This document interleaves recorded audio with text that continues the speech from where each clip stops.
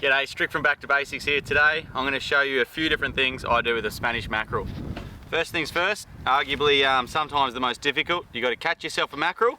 Step 2 is filleting the mackerel. You should be able to fillet them with just four strokes of the knife. There's number 1. Number 2, start down the back end, work that knife up along the backbone, flip him around for your 3rd cut under the lower belly.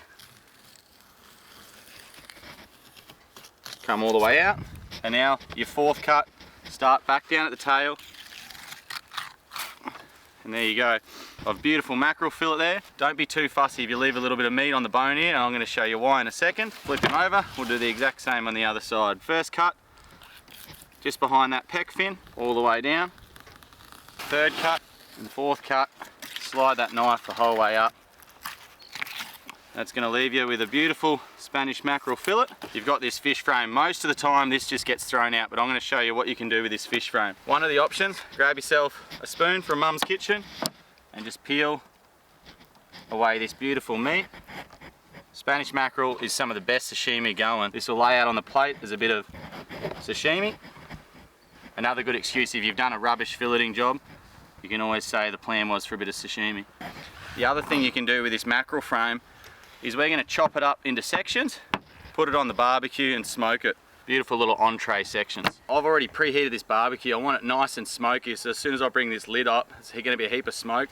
You want that smoky flavour to go through this smoked mackerel. So lift that up, a bit of oil. There we go.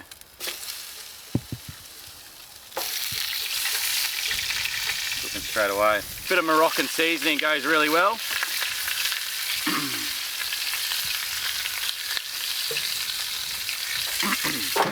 That'll only need a couple of minutes. While that's going, you can come back to your fish and finish filleting up.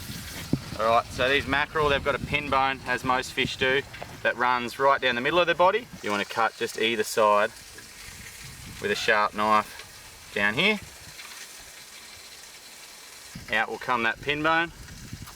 And then you can eat these Spanish mackerel with the skin on, although I sometimes get a bit fussy and like to take the skin off. A few different ways to do it. A good way to do it is you get yourself in sort of freezer size packs, knife down, and then just skin along for that section.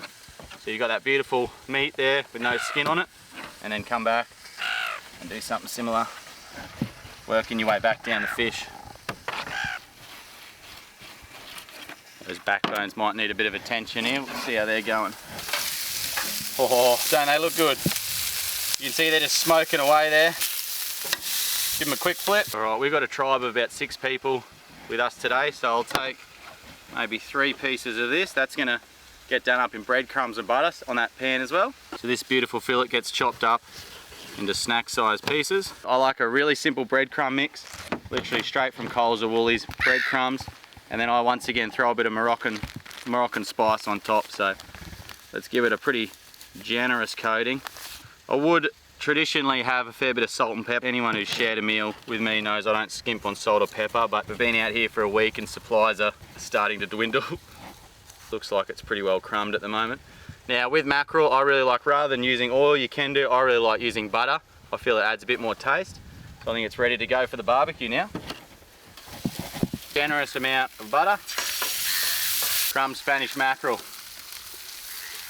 Look at that, that mackerel backbone is literally falling off the bone there, and there's so much meat that you miss, not just with my dodgy filleting, but even you at home I reckon you'd miss a bit as well. There's so much hidden meat on that bone, and this becomes a great entree piece or a bit of a snack piece before the main meal. Alright, there's the rest of that sashimi straight off the backbone there. A bit of soy sauce straight out of the bottle in a bowl. And then I like with the sashimi a fresh squeeze of lime, but with the cooked stuff I like a fresh squeeze of lemon. That can do for those mackerel backbone lollipops. And then that lime either side. Backbone, sashimi, and now I think it should be just about time to flip this fillet. Yep, that's perfect. With that butter on there, it gives it that bronzed browny crispy outside, which I like.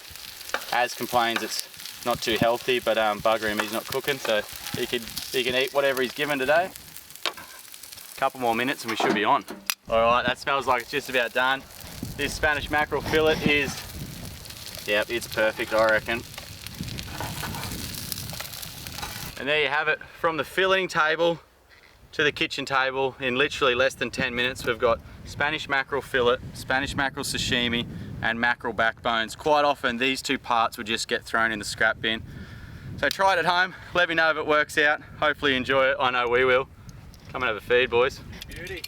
Didn't go light on the butter there, eh? No. That sashimi's nice.